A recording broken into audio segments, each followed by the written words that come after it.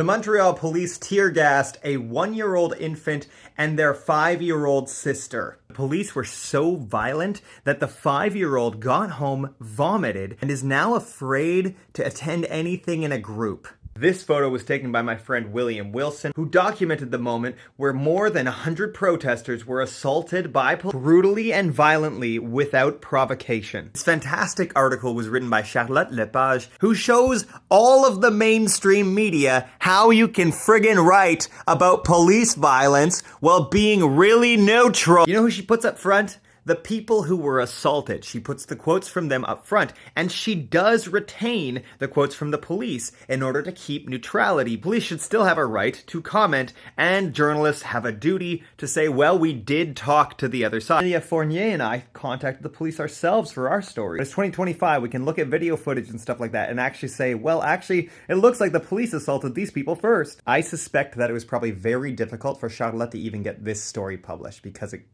calls out the cops. The Montreal police described the situation as regrettable. It's regrettable that they tear-gassed a baby, their sister, and an entire park of bystanders who had nothing to do with the protest. A whole bunch of morons were like, oh, why was a baby at a protest? The baby wasn't at a protest, the baby was there enjoying salsa music. Jean-Philippe Forget said, I saw this firework going up and I thought it was a firework. I looked up, it landed right on my baby. Here's William's photo of the firework being launched. I also got it on 4K video. CBC has analyzed footage taken the night of the protest. I made that footage. It shows police pushing protesters and protesters running into the park. By the way, today I released a 20-minute video that details this entire protest and the violence of the police. You can go check it out right now on YouTube. It's great. It's maybe one of the best things I've ever made. I'm sorry, but if you see this photo and you're saying, well, the cops were probably justified in assaulting people at Rad Pride, this is what they did. I am amazed at how brave these people are for speaking up about this and how brave Charlotte is to even report on such a severe story.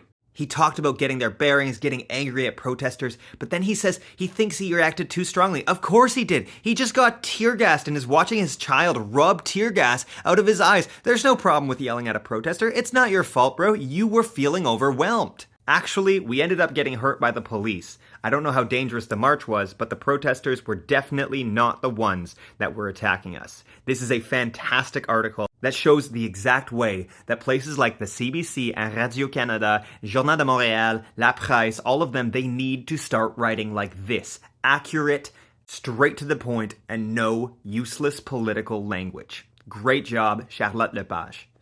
Go watch my report if you really want to know the extent of what happened.